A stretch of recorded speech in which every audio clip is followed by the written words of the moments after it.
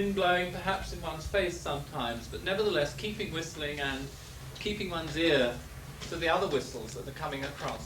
We grow up, of course, with some very strange ideas about things, and this slide and the next one fascinate me for that reason. They're Bruno Tart again, for whom I make no apology. And this is Bruno Tart as well. In fact, they're both drawings by Bruno Tart, and perhaps fairly similar. I mean, I'm no historian, but they're more or less the same period of his working life. And the first one always excites us, of course, because it was the glass pavilion, and it was, you know, Bucky before Bucky, and it had all those nice, energetic and technologic things going on in 1914, and we all know that first one, I presume. The second one, it's the same bloke, and it's the same plan. I mean, it's circular in its beehive shape, and it's sort of folksy, you know. So fingers to all that. Next slide. You know, what do we make of that? Because we've just geared ourselves up to this notion of, you know, right architecture at one period, or interesting architecture, and the same bloke is doing the opposite thing with the same shape. You get undermined by such situations, because I'm fascinated by such undermining. This, which some of you probably already have heard me talk about, is again one of my favourites. So this first section is sort of favourites. Is the bar in Hamburg, where the shop window is the architecture. Not only is it architectural, but it's, you know, it's about the right size.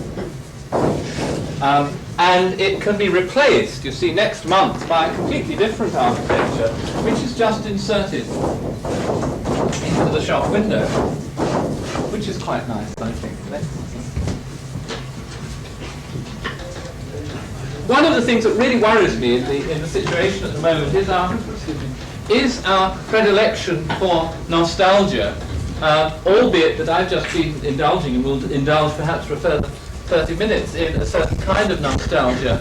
The nostalgia particularly characterized by us looking at our past. I get very sickened by the number of TV programs that are looking at the immediate or deeper British past. I think that those guys themselves wouldn't have been looking at the past, so why the hell look at their past?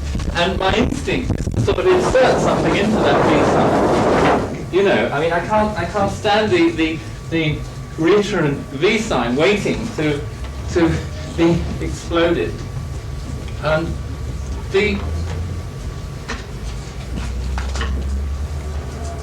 thing then is overlaid by questions of strangenesses. The strangeness of that landscape, the bit of it at the end, which I didn't show in the new section, is that confronted with an architecture hidden into that landscape of strange architecture, perhaps would lead us then to look at quite straightforward phenomena, such as the advent of trees in a line. Questioning it the second time, once we've been surprised or shocked or slightly unnerved, perhaps we look again at the culture around us. Perhaps when we've seen that Bruno Tart is capable of making a folksy extrapolation of his beehive, as well as a technologic extrapolation at more or less the same time, we look more closely at not only our attitude towards these things, but towards the bloke himself. And so one's first thought is about invention, about culture, and about opportunism. And looking at the edges, always one has to look at the edges, and I think this business of whistling in the wind at this precise moment in history is of necessity a looking at the edges, and perhaps not looking too far behind. I'm sounding terribly moralistic, and I'll come on to some new drawings in a minute, and then I'll be on much happier ground.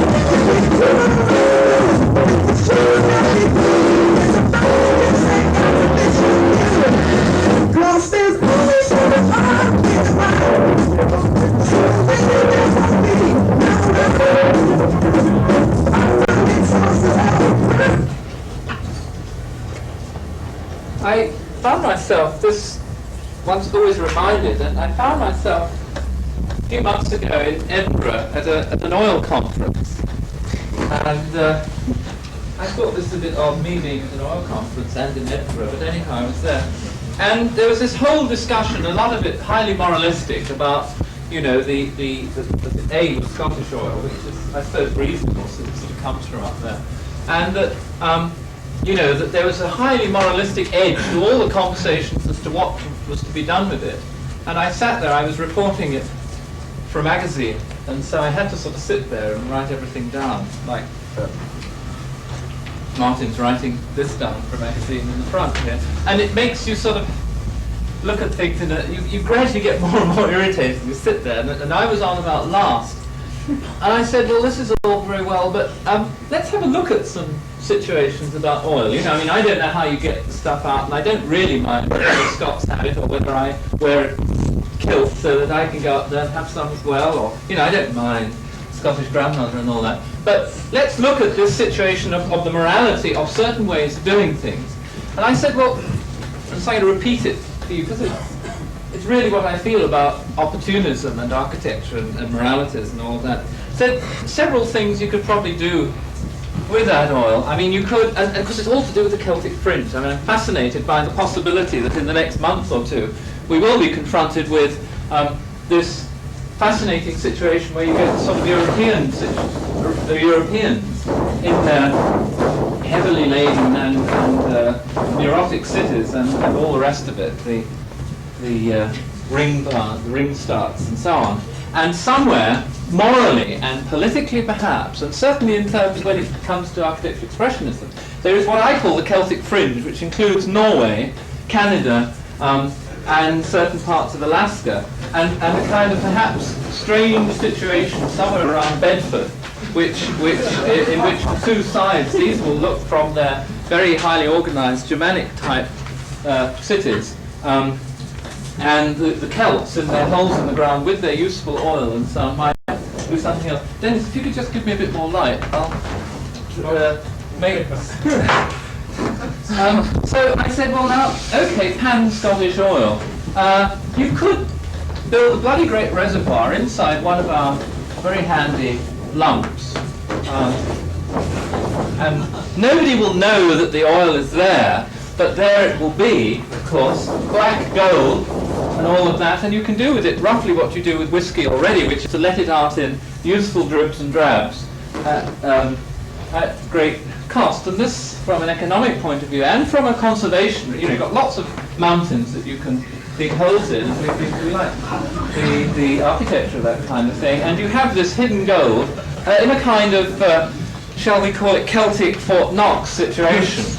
So that's one thought. Second thought was that you say, well, okay, the oil will be manifest because, like the New Scottish Daily newspaper, it can be seen as a symbol of itself. And from its oil wells, it will come trickling, of course, in the valleys rather than the hills, and through in kind of a nice, gentle, discreet, almost alternative technology kind of pipe. And at certain bands and whatever these things, things in the landscape that they have up there, it will outcrop, and perhaps you get a crofter who is just about to leave his croft, and in fact it becomes a useful sort of outlet inside, and so suddenly the traditional crafts can be reinforced, and I mean this quite literally, that instead of just lining the top of the croft again with a bit of old sort of asbestos sheeting, you can now have very highly finished asbestos sheeting, because you can use oil byproducts in the replacement and refurbishing of the old technology. So you get this funny jump. You get the old technologies, which are based on sort of presumably sticks and people spinning things, and you can impregnate them in this very cheap oil, which is coming up this discrete series of pipes. And so all sorts of marvelous things start happening. You get a rebirth of the clothespin industry with cheap oil byproducts. You get holes in the ground which are lined with tarpaulins, which can use oil byproducts and the whole thing. So you have, in a sense, a physical line, rather, I suppose, in historical terms, what the Nile is to Egypt. You have this physical phenomenon, which is itself a representation of both the thing of the future and the thing of the past. Now, if one could weld this together, it's not as, in a funny way, not as ridiculous as it seems. One has, in a sense, analogies with one's orchard idea, perhaps, or the hedgerow. You have this discrete high-tech possibility infiltrating, creeping through your maintained old society, and all the formalities that might suggest. But then you could have a third alternative. You could have a less discrete line, which actually does still feed more or less the existing urban pressure points, and does actually have the pipeline, the feed, the line of this black gold, following more or less the existing pattern of where wealth is needed. So you have a sort of, it's a bit naive, but you have a sort of representation of Scotland as is. So Dundee has a big one skirting out here, and, you know, Bairn Cross or whatever it is has a very little tiny one. A fourth alternative might be that you see, cut the crap. If we could move the picture a bit. You've got Dundee, which is probably, as far as I know, the nearest place to which you get stuff coming in. And say, right, Dundee, which is it's got a few old stone buildings and hills and stuff, but basically it's a bit of a depressing place, let's face it. Make it into the real old-time oil king city, just like the Bahrains never quite made it. You make it really Dundee, this fantastic fun city, and it has fucking great things which perhaps look like Montreal towers, or certainly look like oil refineries. It's incredible.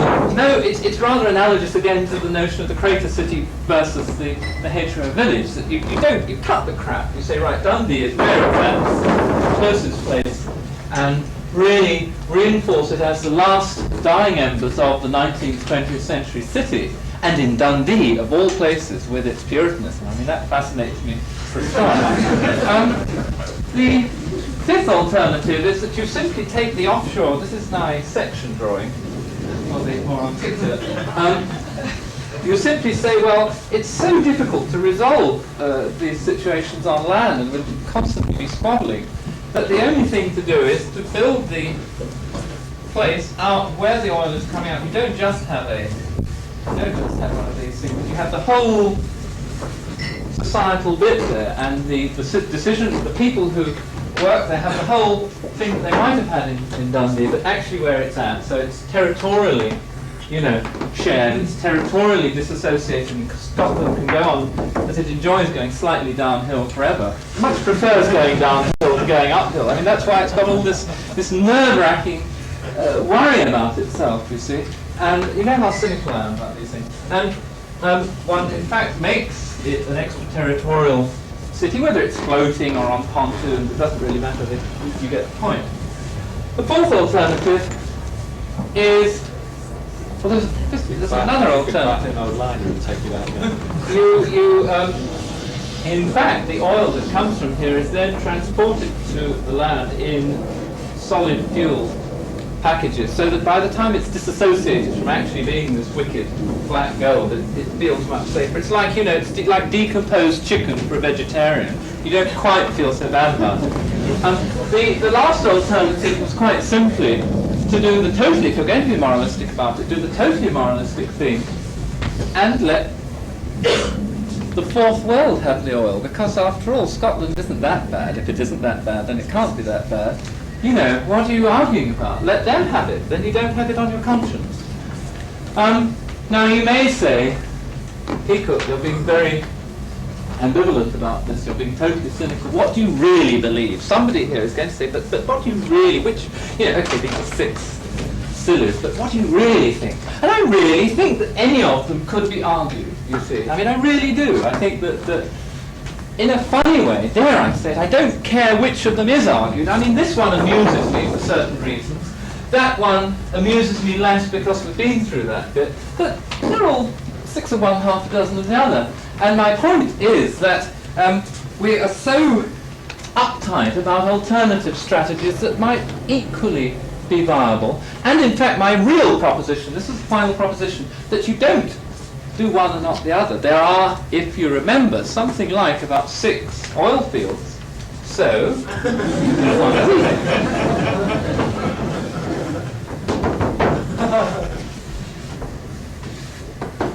underground, etc.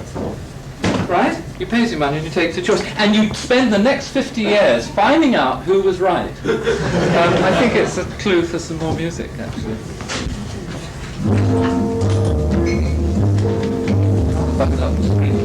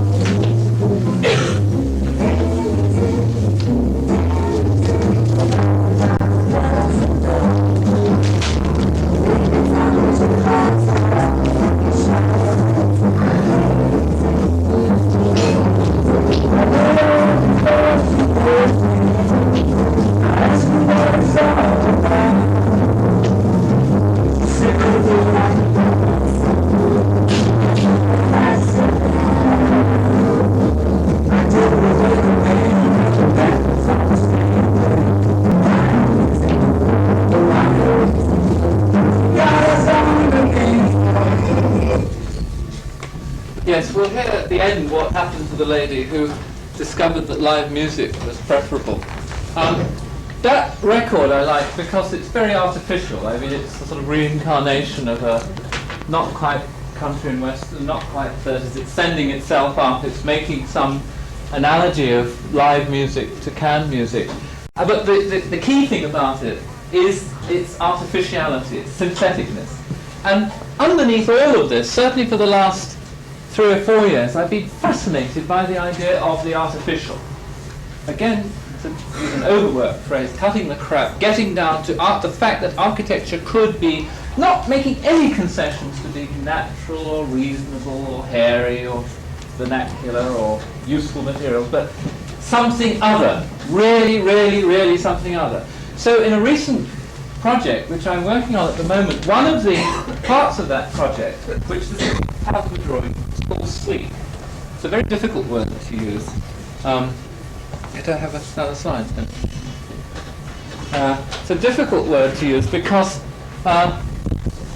it cannot really be reproduced by architecture. I looked in the making of this drawing for things that I could use that had the quality of sleep that really I was trying to suggest, that had the quality of syntheticness, of such sheen.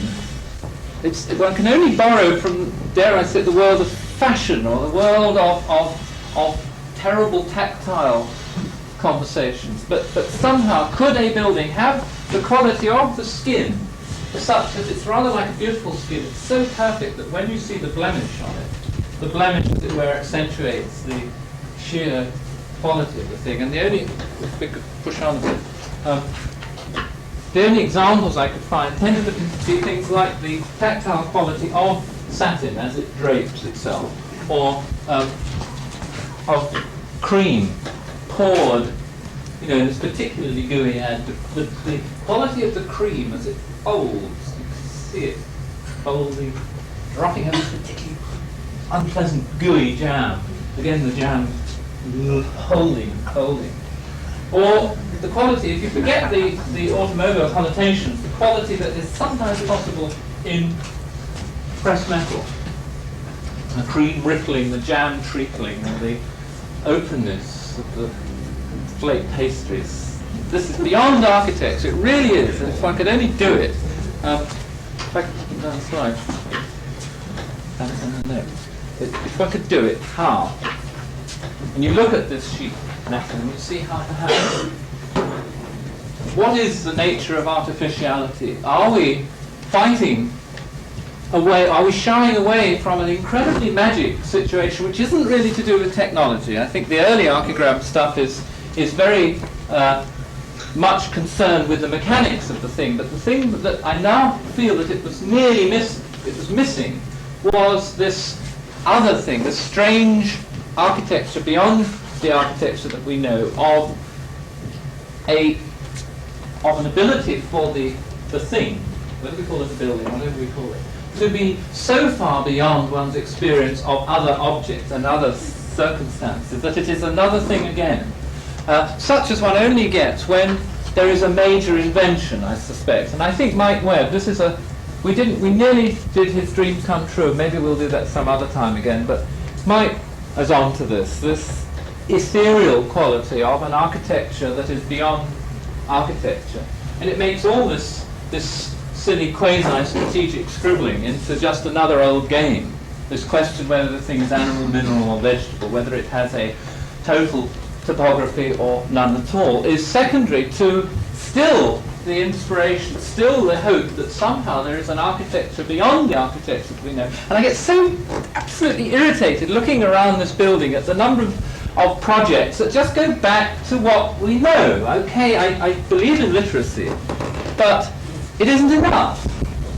And I feel quite emotional about this. Is that the last one of that lot? Yeah. No music for the red one. And this question then of objects beyond the object. If you were looking closely at the thing called Cheap Hotel, which was our town as a funny place and you eat into the town and all that, you'd notice that at the end of, can't see red on red. You notice that at the end of it there was that the tower changed from being an orthogonal tower, eaten, then bent into something else, and then finally became, the metamorphosis of that particular part of the scheme became something other. And that, I suppose, was anticipating the lump. But at the same time, one at that point started to anticipate some way of making the nature of the building beyond not just the form, but beyond the substance of what buildings we've come to expect. And that, I think, is why, you know, that glorious little 3-year period when inflatables seemed to be so great. What was nice about inflatables was that they were popular and clever. Okay, every Tom, Dick, or Harry could understand them. Every architectural student could do them, and they seemed to be clever if you hadn't done one. And the final thing was they were unlike. They really, for a moment only, were unlike other buildings. You could look through them, and there weren't windows and bits of wood and metal and stuff. You could lean against them, and they had a responsive quality, a tactile quality, which buildings weren't supposed to do that. They could be smoky, they could go with the wind, they could be strange shapes, they could be like animals. And they didn't really get to this thing I'm hinting at, but they had some hint towards it. And that was magic, just for a moment. And then they became, well, of course, if you use the GRP welder with the reversed inlet seaming, you get a different, and if you do you have that kind of entrance or that kind of entrance, then you get back to the old thing again. I think we'll move on. And so it is no accident that in the work on this current project called Sponge, I'm looking again at tactile situations and working part situations, such as openings. This drawing is rather pompously called orifices. The transparency, translucency, density conversation, the unlike parts that are at the same time the same, and the surface that layers itself, that one looks, again, and a lot of architects in the past, of course, have done this, look at the way, has looked at the way in which animals and fishes and natural phenomena have occurred. Next slide. For clues. But the problem about clues is that very often they lead backwards. And so it's with a sort of loving remembrance that one looks at people who looked forwards. And there's another preoccupation I find fascinating at the moment, this thing of physically beckoning. It's perhaps an art trick, but it's strange that Bel Geddes, when doing this Futurama thing, the most magic part of the Futurama scheme seems to be this entrance condition where people disappear into a place of mystery, this mystery thing, which one can't help coming back to. Or again, in Darmstadt, the most magic thing is the door. In an otherwise, if you forget the doily bit, fairly bland building.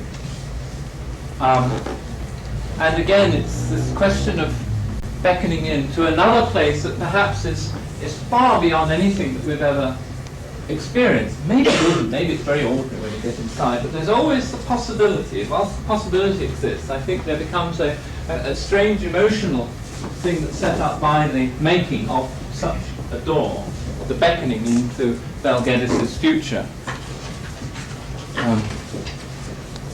And of course it can rapidly become an heroic experience, the processional, and then the whole backswage of culture is there behind you. You know, this whole tradition of ceremony and mystery and magic and style and art all coming together, and it borders onto another romantic thing. But no accident that in one part of the sponge project one has to put in, amongst the rest of this patchwork piece, an entrance of some formality, and one keeps doing the old traditional architectural thing of placing orifices in amongst other situations. So it goes roundabout.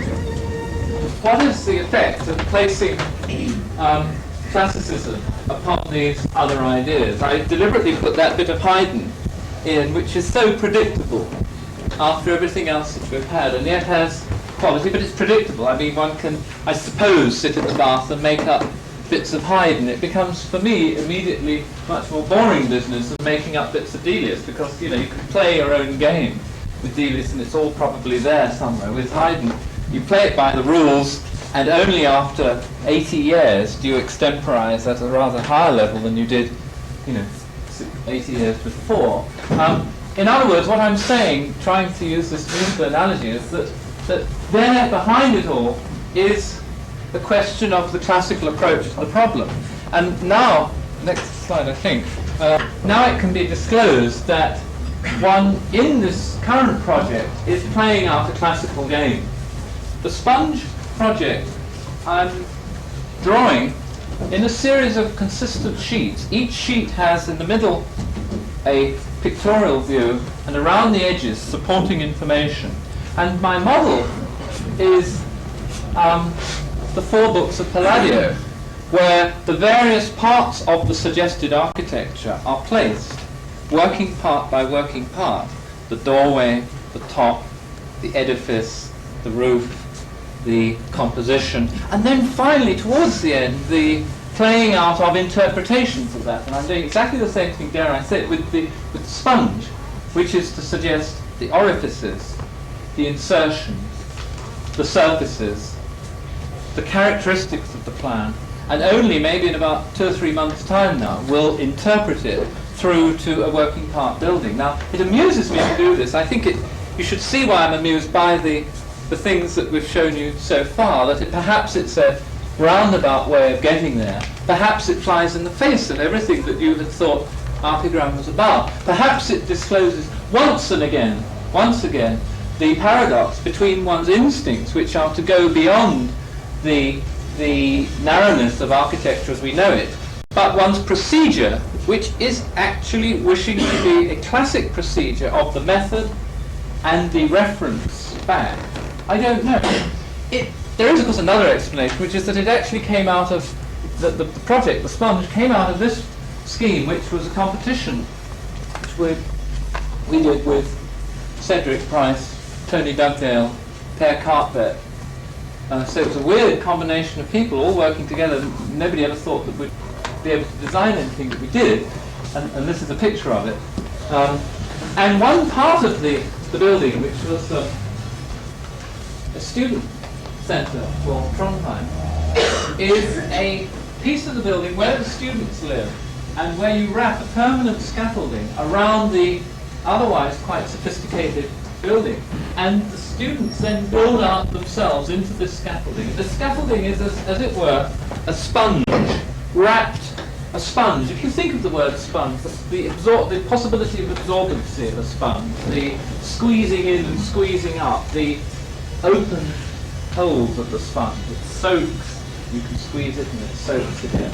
And the sponge wrapped around the otherwise formality of the centre building. And so this, perhaps, it's post-rationalisation when one starts to get procedural about it.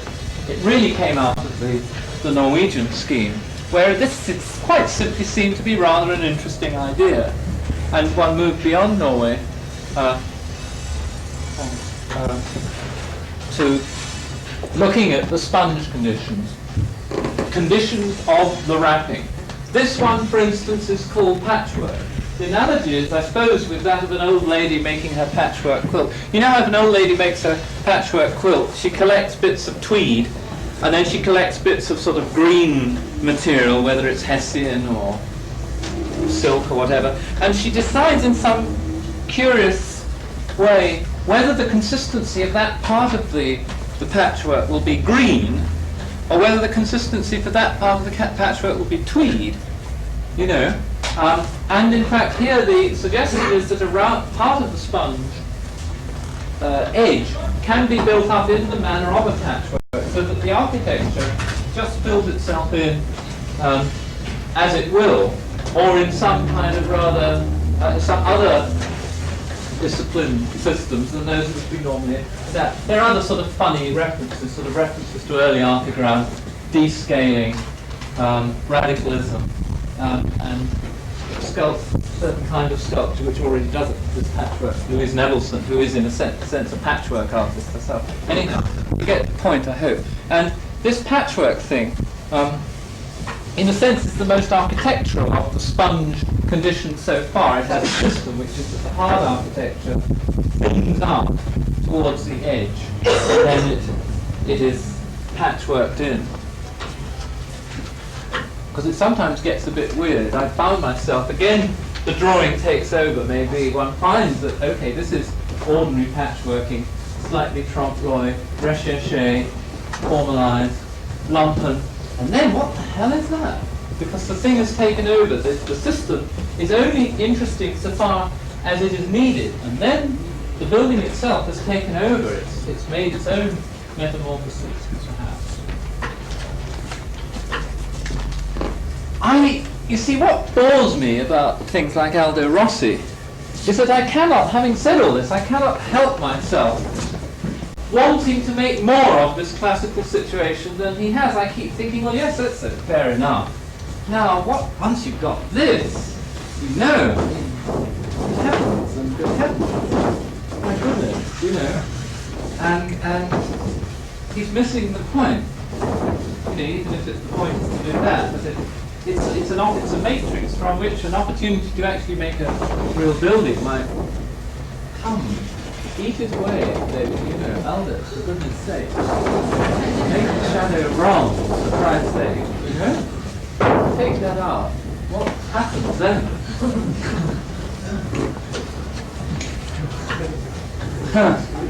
So, symbolically, this is the hard architecture, which might be an existing building or might be built as such with the sponge condition. Funnily enough, it's the first drawing that one drew, and so one was guessing ahead of its drawing. One was saying some parts of it will be elastic, some will be regular, some will have orifices, some will latch onto the the core of the thing. Some will be quite independent. Some will be very sponge-like. I'll probably redraw that one soon, I think. Hard architecture in the centre. Architecture, as has often been pointed out. Freudian slip. Drawn on Christmas Day, so maybe that's sort of why I left.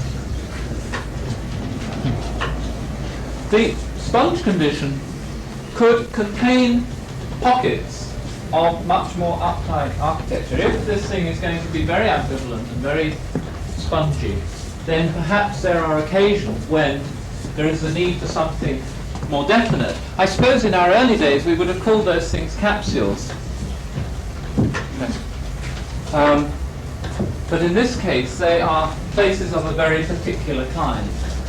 And of course here again the drawing is anticipating the extreme difference of the nature between the hard architecture in the middle, ordinary architecture as we know and build it, and sponge architecture, this slightly expressionist thing on the edge, maybe. And capsules that aren't really like the original capsules that we had. At this point, I'm in a discussion of the degree of classicism, or the degree of control of one's procedure. In order to break the boundaries, you need a baseline. I'm fascinated by attempts that are made to actually break the procedural baseline of drawings, of analyses. All the time one wants to see things like choreography. I mean, I'm fascinated by the possibility of an architecture that is designed by way of choreographic means rather than just static plans, sections, and factors. And this came about a long time ago. If you remember, again in the early stuff we showed you, there were some drawings of the control and choice dwelling that showed the family, and then showed the bits and pieces attempting to respond to the family. And that, even at that early point, 1967, we were desperately wanting a language of analysis and of designing that had extra dimensions to it, that could absorb not only movement, but could absorb the interplay back and forth between conditions of placement, conditions of tension, atmosphere, and this is somebody doing some musical thing, and then somehow the final hardware. There's another person whose slide I've lost called Johannes Uhl, who's a German architect who has also attempted this business of a sort of choreographic approach to the problem. I just mention that in passing on this question of classicism.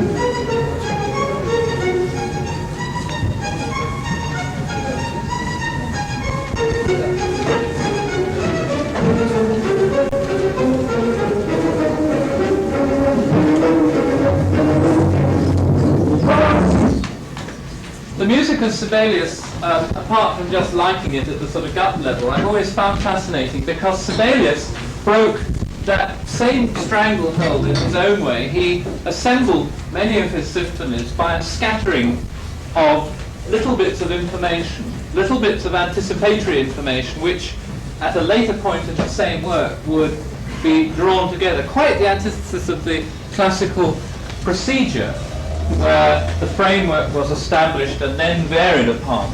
This scatter technique and the ambiguity that it sets up, that you don't know whether certain fragments will or will not come together. One can't help oneself, you see, breaking the thing that you start off with. So on the right-hand part of the sleep drawing, you find the natural growth eating into the sleep thing, the antithesis, cancerously fighting it. I want find that for me, the only point of having a classical system, a system a discipline, a set of literacy, is in order to push it to the point at which it will disintegrate. Not quite over that line, but fragilely close to that line. And this is really, to me, at the designing level, what architecture is about. The business of taking the rules, the systems, the procedures, the culture, which for me is very important, and then pushing it almost to breaking point. Without it, you're just flaying and trying to break everything, but with it, staying so tight inside it also. So this, which is the last drawing so far done of the sponge, is in fact the fragmentation of a sleek surface, of the outside surface. And perhaps it is the secret garden revisited.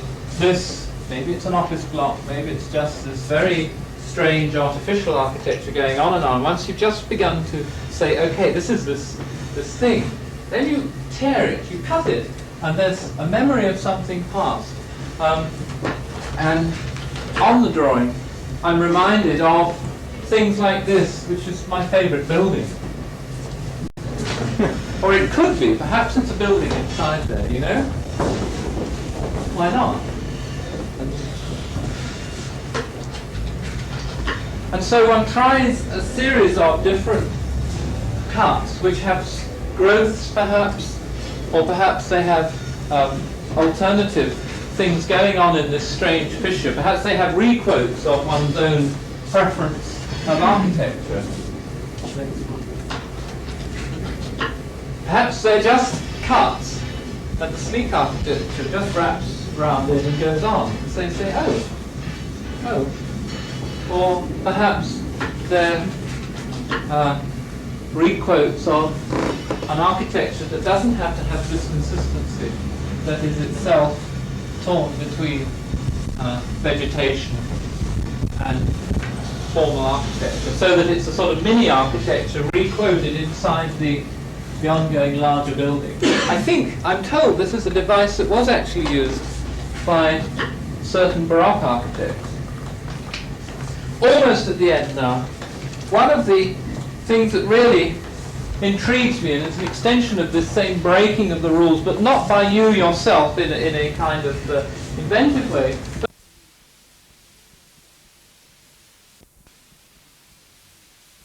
clever and sophisticated, a very strange thing to do in the middle of the Southern Californian desert. But because of the effect of time, when Schindler designed this, and we saw a brochure when we were there that showed a picture of this thing sitting in the desert all around him. They were just these strange apartments in the middle of the desert. But in 50 years or whatever it is, time has taken over, the culture of the place has taken over, the creeper, the damp, the vegetation has taken over, and it not only is it inhabited by eccentrics, but the quaintness and the dampness and the slight bit of glass coming out, and the ability of the concrete to survive despite flaking. The patina, a word which we use in discussing pewter or old bits of metal or a copper roof. The patina of architecture is something that fascinates. And whether Schindler was as intriguing as one hopes he was in anticipating this. Certainly in some of his buildings one sees how he is almost my ideal type of architect, because he did really think on his feet. He was highly inventive. He used crummy old building paper if nothing else was available. He tried to do spooky things. Sometimes they worked, sometimes they didn't. And yet there was an underlying discipline of a certain kind of classicism underlying it, from which he broke away, bent the rules, bent them, practically until they disintegrated. What fascinates me also is the juxtaposition of this slide with the next one, which is an old David Green find somewhere in a Nottingham back garden. Because in this funny way, arguing against myself perhaps, what is the difference between this and the Schindler building? Dennis, could you just flip back? I mean, in a sense, it has many of the same qualities. The Schindler building has a plus because I like this proportion of windows. That's the answer. Or the Schindler building has a plus because it very consciously does something with the roof which anticipates different use of building in the summers from that in the winter. Is that it? Or this is charming because it has loin loom chairs. We'll go back to the next one. And yet the effect of patina, the effect of mixtures of system and inconsequentiality and the growth over it, has the same sort of lump in the throat somehow. And that, of course, undermines half of my argument, which I enjoy also.